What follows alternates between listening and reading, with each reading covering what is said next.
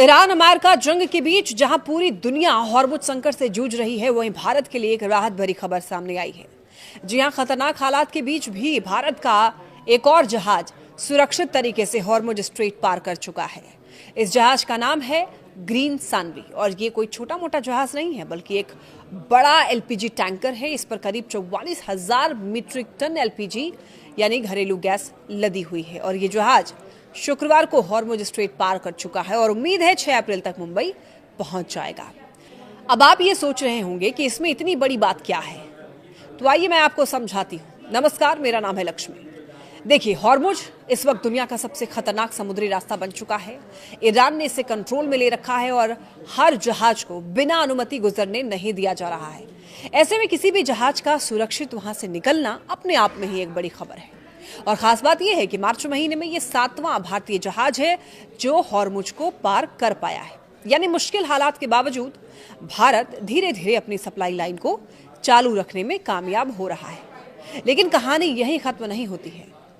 अब भी भारत के कई तेल और गैस के जहाज फारस की खाड़ी में फंसे हुए हैं और ईरान से क्लियरेंस का इंतजार कर रहे हैं। जहाज ट्रैकिंग डेटा के मुताबिक ग्रीन सानवी ने ईरान के समुद्री इलाके से होकर एक खास कॉरिडोर का इस्तेमाल किया और फिर हॉर्मुज के पूरब में निकल करके अब मुंबई की तरफ बढ़ रहा है। 44,000 मीट्रिक टन एलपीजी, ये सुनने में सिर्फ एक आंकड़ा लगता है, लेकिन हकीकत में ये भारत की करीब करीब आधे दिन की एलपीजी जरूरत के बराबर है। यानी एक जहाज से ही लाखों घरों की रसोई चल सकती है। एक और दिलचस्प बात आपको बताते हैं। एक्सपर्ट्स का ये कहना है कि आने वाले दिनों में 2 और भारतीय जहाज ग्रीन आशा और जग विक्रम भी हॉर्मुज पार कर सकते हैं। यानी राहत की यह खबर यही नहीं रुकने वाली है। लेकिन इस बीच एक सवाल भी है, आखिर ईरान भारत के जहाजों को जाने क्यों दे रहा है?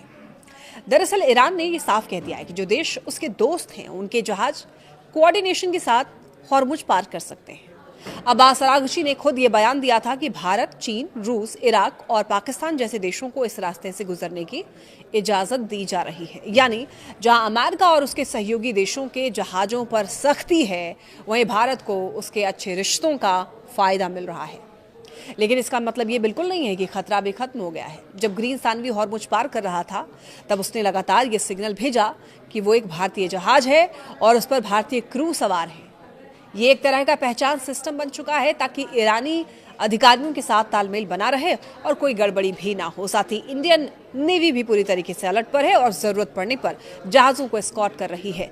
अब जरा पिछले हफ्ते पर नजर डालिए। जंग वसंत नाम के जहाज ने कांडला में करीब 47,000 मीट्रिक टन एलपीजी पहुंचाई और वहीं पर पाइन गैस ने न्यू मंगलौर में 45,000 मीट्रिक टन डिलीवरी किया। यानी कि भारत जो है वो लगातार रिस्क लेकर के अपनी ऊर्जा सप्लाई को बनाए रखने की कोशिश कर रहा है। इसके अलावा एक और जहाज BWTYR पहले ही मुंबई पहुंच चुका है। वहां समुद्र में ही शिप टू शिप ट्रांसफर के जरिए गैस उतारी जा रही है।